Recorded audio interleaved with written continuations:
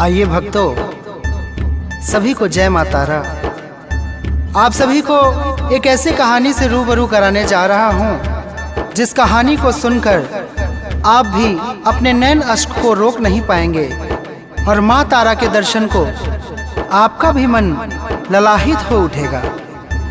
एक समय की बात है, एक माँ अपने नवजात शिशु को जन्म देती है और इस दुनिया को छोड़कर चली जाती है। वो बच्चा बचपन से ही लोगों के ताने, दुख, तकलीफ देखते हुए बड़ा होता है। किसी के साथ पीछे पीछे पावन धाम माँ तारा के चरणों में पहुंच जाता है। जाने के बाद देखकर माँ को रोने लगता है, बिलखने लगता है कि हे माँ, मैंने ऐसी क्या गलती कर दी कि मेरे सर से माँ का आंचल छीन लिया। अरे माँ तो माँ होती है ना। माँ तारा के आंखों से आंसू बह जाते हैं। कुछ समय बाद बच्चा किशोर अवस्था में पहुंचता है। अचानक उसे एक बुढ़िया माई रास्ते पर भटकती हुई मिल जाती है। वो बुढ़िया माई पूछती है, बेटा तेरा नाम क्या है? बेटा शब्द सुनते ही उसके नैन अश्क बह उठे। वो खुद को रोक नहीं पाया। उसने उस बुढ़िया माई को गले से लगा लिया और बोला कि मैं क्या आपको माँ बुला सकता हूँ? बुढ़िया माई बोली, अरे मैं तेरी माँ ही हूँ, तू रोता क्यों है? इस दुनिया में मेरे सभी बच्चे हैं। इस संसार में हर एक व्यक्ति मेरी संतान है। वो बच्चा रोते रोते उससे पूछता है कि माँ, मुझे कोई कलुआ, कोई अनाथ, कोई बिन माँ का ना जाने किस किस शब्दों से बुलाता है, मुझे कोई नाम दे दे माँ। माँ तारा तो जगत जननी है ना, वो नाम देती है। तुम मेरे कृष्णा और मैं तुम्हारी मैया यशोदा। दोनों एक दूसरे के साथ रहने लगते हैं। वो बुढ़िया माई भिक्षा मांगकर उस बेटे को पढ़ाती है, लिखाती है, बड़ा बनाती है। बेटा बड़ा कलेक्टर ऑफिसर हो जाता है। शादी करने की बारी आती है, वैवाहिक जीवन जीने की बारी आती है। माँ से आकर वो बेटा एक दिन कहता है कि माँ देख, मेरे साथ कौन आया है। मैं इसे बहुत प्रेम करता हूँ। जैसे तूने मुझे कृष्णा नाम दिया, वैसे ही मैंने तेरे लिए एक बहू के रूप में राधा लेकर आया हूँ। माँ प्रसन्न हो जाती है। धूमधाम से शादी विवाह हो जाता है। कुछ समय बाद उस बुढ़िया की, उस माँ की शारीरिक स्थिति बिगड़ने लगती है, तबीयत खराब होने लगती है। सेवा की बारी आती है। बेटा कलेक्टर ऑफिसर बन जाता है। उसके पास समय का अभाव होता है। वो अपनी माँ का ध्यान नहीं रख पाता। बहू, आज के दौर की बहू जो फैशन, अपनी जिंदगी, अपने ऐशो आराम को जी रही होती है, उसे उस बुढ़िया माई की सेवा करने में काफी तकलीफ हो रही होती है। ना समय पर भोजन मिलता था, ना पानी, ना दवा। कुछ समय बाद उस नश्वर शरीर को छोड़कर माँ अंतर ध्यान हो जाती है। बेटा घर पहुंचता है और बिलख बिलख के रोता है कि माँ, अरे मैं तो अनाथ था, मेरा तो कोई दुनिया में नहीं था माँ।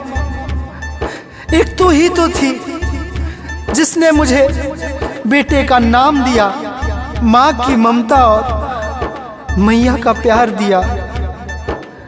आखिर मुझसे क्या गलती हो गई कि मुझे छोड़ के तू चली गई। वक्त रुकता कहाँ है, समय निरंतर चलता रहता है। कुछ समय बाद कृष्णा की पत्नी गर्भवती होती है और उसे पुत्र रत्न की प्राप्ति होती है। और कहते हैं ना, सत्कर्म हमेशा साथ देता है। और दुष्कर्म हमेशा सताता है।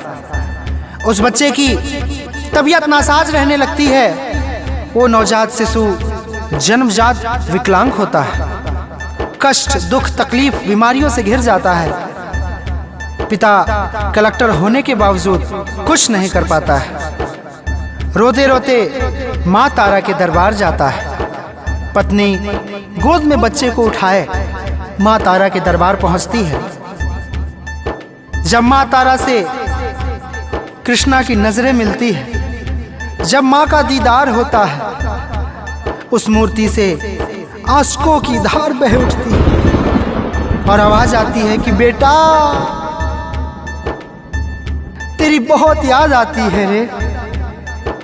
कृष्णा इस आवाज को पहचान जाता है कि ये कोई और नहीं, मेरी माँ है, मेरी बुढ़िया माँ, जिसने मुझे पाला पोसा, बड़ा बनाया, नाम शोहरत दौलत सब कुछ कमाने के काबिल बनाया। वो सब कुछ भूल कर माँ के चरणों को पकड़कर बिलक बिलक के रोने लगता है कि माँ, अरे मैं तो पापी था ना, मैं तो नादान था, पूत कपूत हो सकता है, माता कभी कुमाता नहीं होती। मैंने ऐसी क्या गलती कर दी माँ कि मुझे छोड़कर तू चली गई। ये सभी दृश्य को उसकी पत्नी देख रही होती है। उसकी पत्नी को याद आता है कि जो हमारे घर में एक बुढ़िया के रूप में, एक माँ के रूप में रह रही थी, वो कोई और नहीं, साक्षात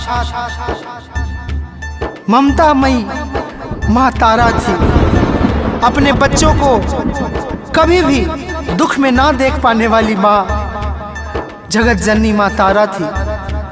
बच्चे को कृष्णा की पत्नी माँ के चरणों में रख देती है और कान पकड़ कर बैठ जाती है कि माँ, अरे मुझसे गलती हो गई, मैंने भूल कर दी माँ, मैं आपको पहचान नहीं पाई, लेकिन मुझे आज समझ में आ गया कि मेरी कर्मों की सजा मेरे नवजात शिशु को मिल रही है, मुझे माफ कर दो माँ।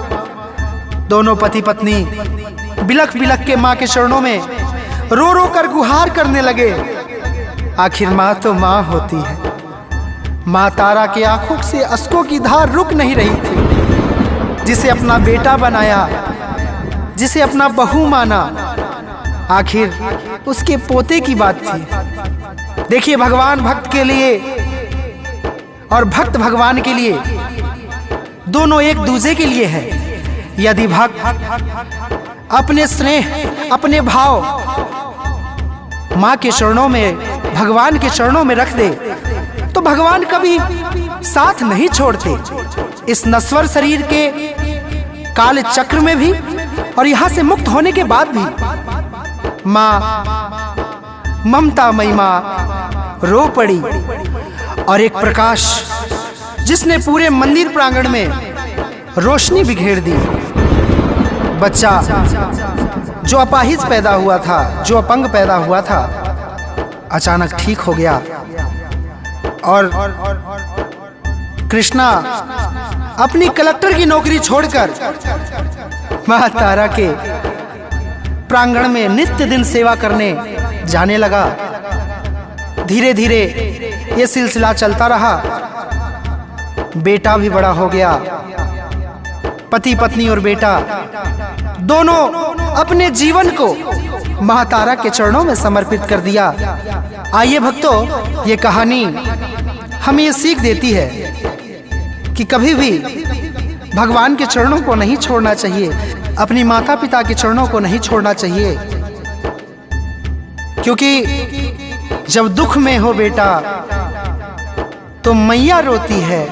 अरे जिसका कोई नहीं होता, माँ तारा होती है। प्रेम से बोलिए तारा मैया की।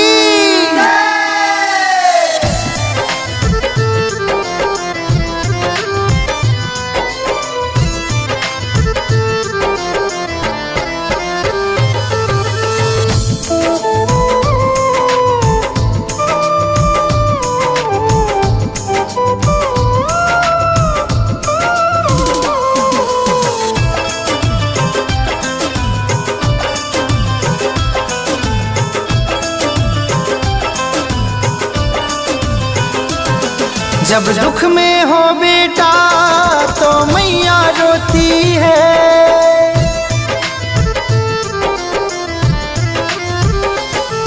जब दुख में हो बेटा तो मैया रोती है।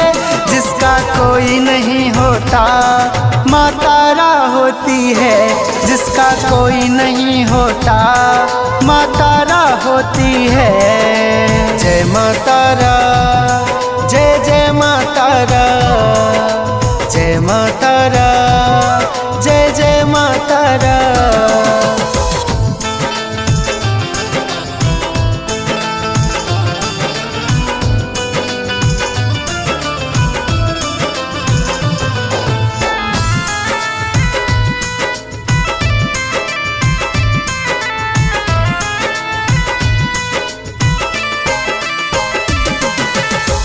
अखियों में आंसू मैया देख नहीं पाती है। दुख में हो बेटा तो दौड़ी दौड़ी आती है।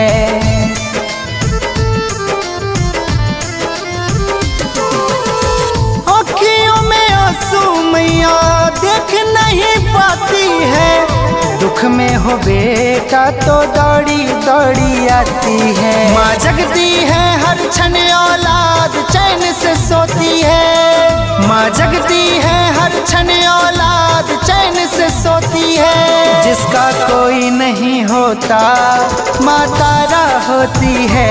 जिसका कोई नहीं होता माँ तारा होती है। जय माँ तारा, जय जय माँ तारा, जय माँ तारा, जय जय माँ तारा।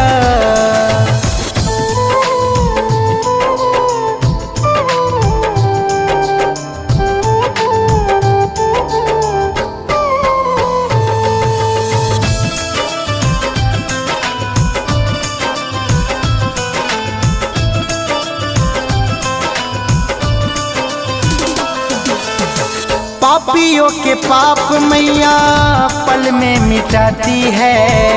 भक्ति में भाव हो तो गले से लगाती है।